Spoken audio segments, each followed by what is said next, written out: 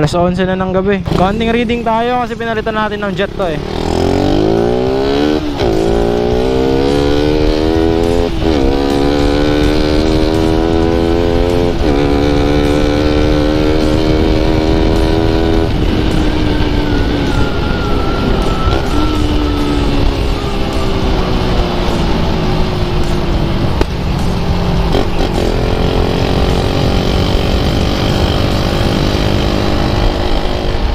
Gago, may ambulance.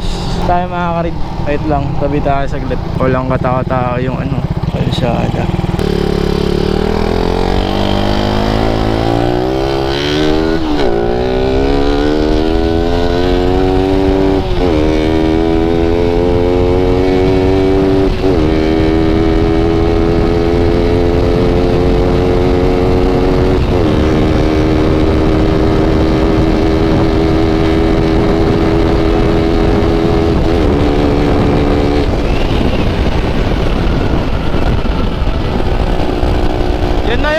At least nakita man lang natin yung difference niya. Kasi last time kasi yung nakalagay na jet dito sa 28mm carb natin is ano, 105.38. So ngayon, nagli-limiter siya boy. 9 RPM pa lang di na siya nakakakyat. So, naman problema ako. So akala ko yung problema niya is yung CDI kasi nakastock CDI pa kasi. Tapos yung carb naman natin RS828. So advice nga nung mekaniko dun sa amin, tropa-tropa din, na bili daw ako ng CDI. Pero before daw ako bibili, papatune up muna or papaayos muna natin ng todo yung carb natin. Kasi baka yun nga lang yung problema. And after nga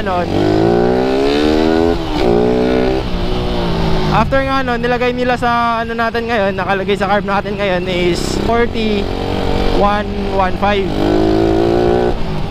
So yun yung gamit-gamit natin ngayon. Ayoko pa kasi masyadong ayoko pa siyang biritin ng masyado. Kasi nga, yung ano natin, yung chain natin, yung kadena natin is dinugtungan lang. Kasi plus 4 nga yung swing arm eh. So natatakot pa ako. Next time na tayo bumirit kapag bago na yung chain set natin or sprocket set, ganon. Pero dati kasi guys, sa wait lang ah.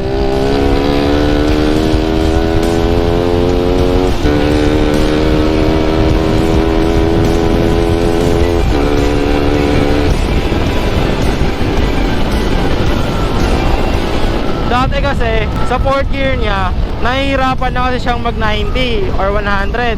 Nahihirapan siyang mag 100 before 4th gear na, 5th gear. So, kumbaga, yung ano talaga, yung conclusion talaga natin, kahit na 4th, 5th, 6th gear, hindi talaga siya nakakapag 100. Except if naka-arangkada siya ng maayos.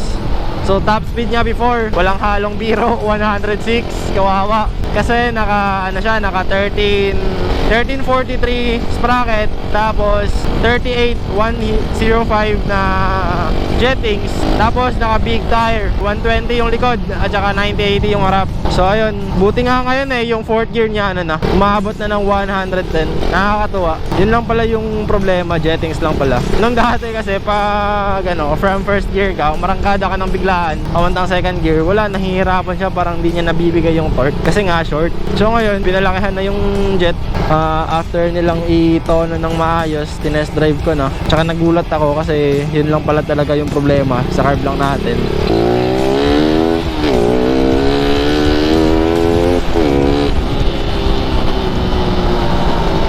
Carb lang. So sabi niya next time pag nagpalit ako ng CDI, advice niya palit na din ako ng carb. Parang mas better daw kapag hindi RS8 yung carb na gamit-gamit. So gasto na naman, no. Wag na muna. Chain sprocket set, yun na lang muna.